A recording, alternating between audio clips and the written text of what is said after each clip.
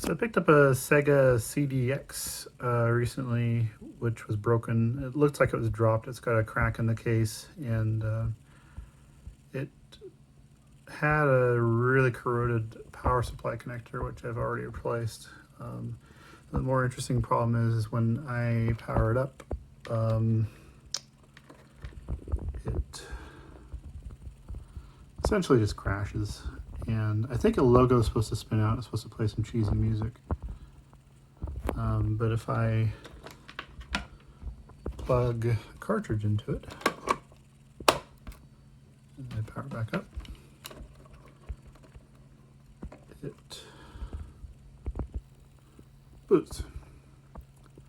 I read somewhere that because this is essentially a Sega Genesis and a Sega CD in one unit, that if there's some sort of fault in the Sega CD part of it, it will crash.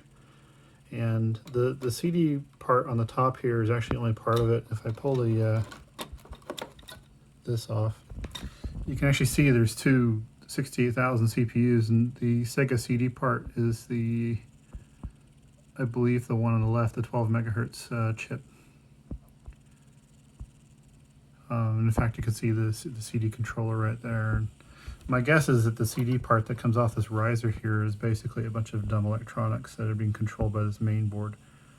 So there's some problem on here, and unfortunately there's no service manual for these. I've seen a picture of the cover of one online, but not the actual manual itself. And so the temptation is just to replace a bunch of components and see what goes. I might go through and actually just check some of the the capacitors. There's actually a little power supply unit in the back here.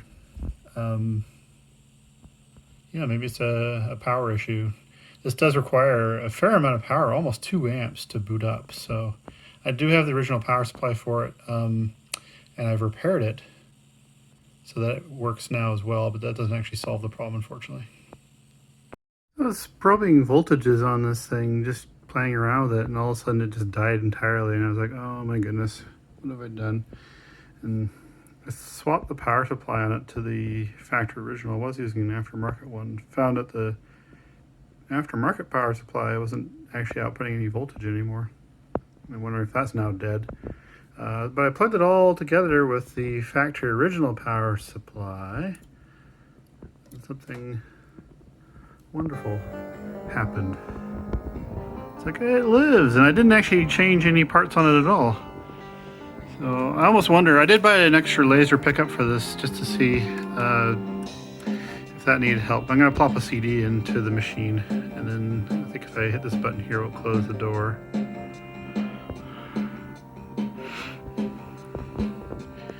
Not getting any motion though. No disc.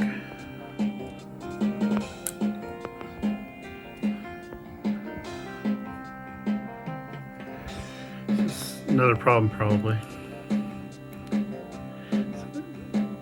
I noticed the pickup actually trying to detect. I wonder if I cleaned that off because it's actually been sitting out for a while. So let me check that.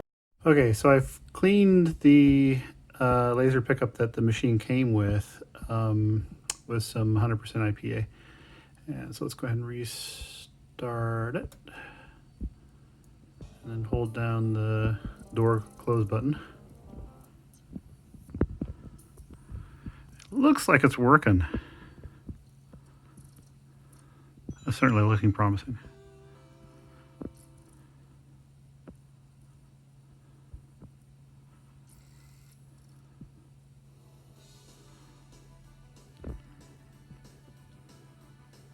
See if I can bump the start button here with my knee.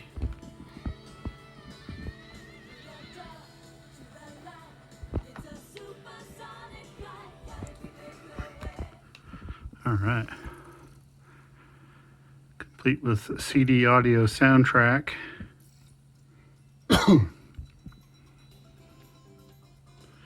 I say the machine's working. I need to replace the backup memory battery. I'll look into that. I'm happy with it though, because I think I spent like $50 on the machine because it was broken. So earlier I had mentioned that my CDX that I picked up had been dropped at some point. One of the things that was broken on it was what I've been calling the CDX eject slider. Specifically, this little thing right here was snapped off.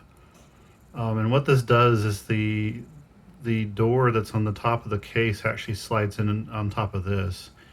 And there's a spring that fits into here to kind of snap it back into position.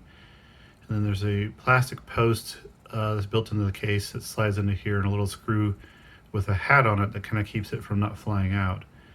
And then underneath it, there's a ramp that the eject button slides into. Essentially moves this back and forth. And this part right here you actually see in the CD tray. Anyhow, I designed this from scratch myself. I've made the design available on Thingiverse, so if you want to try it out yourself, or you have CDX that has this part broken, well, I've got you covered now. And feel free to let me know if there's any changes you want. I've gone through a lot of different revisions. For instance, the only thing I might change in the future would be to make this nub slightly longer, maybe. Otherwise, it's pretty much identical to the original part, and it seems to work pretty well.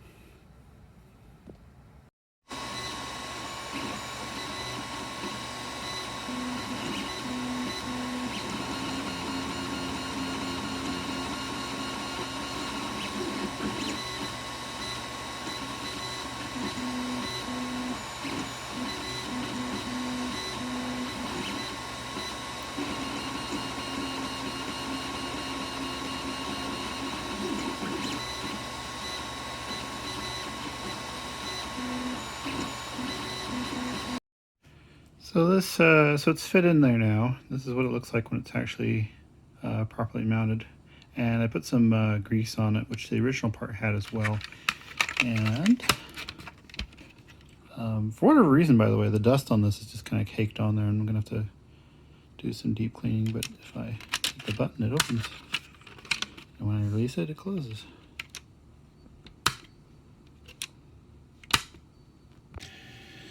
So it's later in the evening, and I finally finished assembling the CDX. It's a bit tricky to disassemble and reassemble.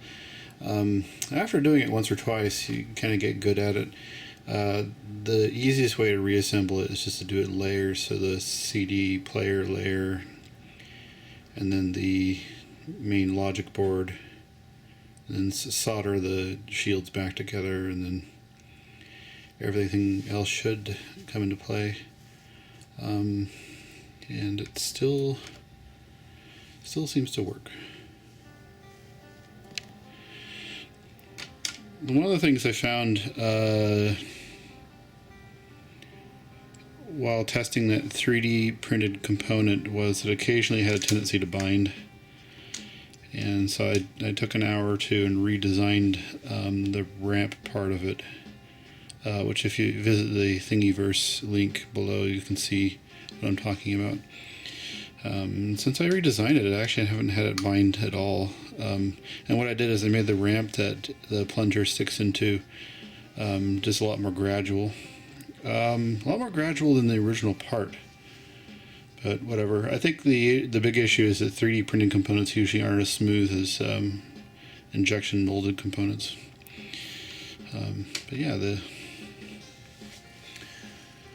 door sensor seems to work, which is great, and the machine seems to boot still, so I'm pretty happy with that. And the picture is really pretty clear. It's got no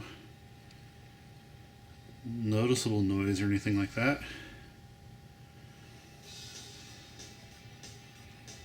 The OSSC. Stick around as always for some captured video of it actually playing some games. And thanks for watching. Take care. Bye-bye.